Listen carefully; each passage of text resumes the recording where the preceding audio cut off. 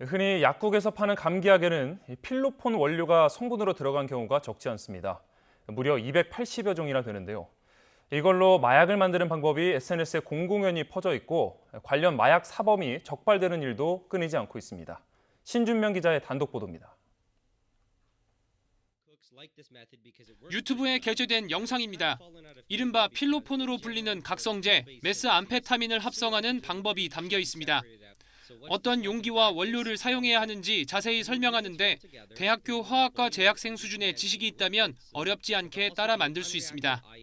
구글 이런 데 가면은 제조를 어떻게 해야 한다는 것이 이제 그 마약 제조책들 사이에는 그게 이제 다 소통이 돼요. 그걸 가지고 간단히 만들 수 있다는 거죠.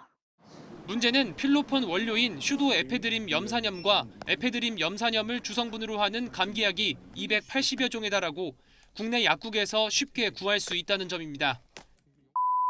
있어요? 예, 작은 거는 몇 알짜리예요? 이거 10개짜리인데요. 10개. 이거 3개 주시겠어요?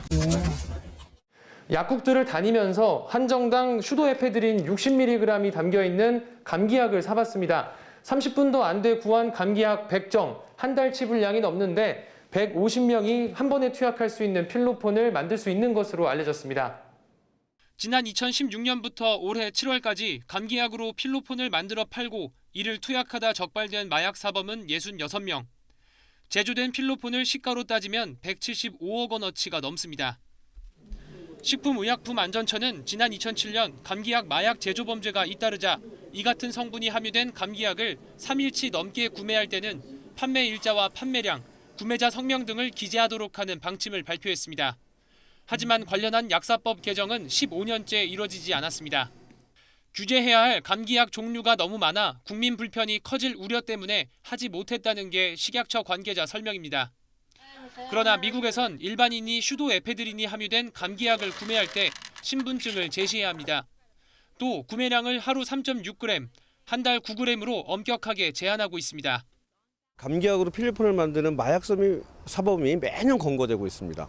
권고 수준의 자율규제 정도만 하고 있기 때문에 근본적인 대책이 마련되지 않고 있는 실정입니다. 식약처는 에페드린 등이 포함된 감기약을 1인당 하루 최대 4일분까지만 팔도록 약국에 권고했지만 강제성이 없어 지침이 유명무실한 만큼 관리 감독을 강화하는 법 개정이 뒤따라야 한다는 지적이 나옵니다. YTN 신준명입니다.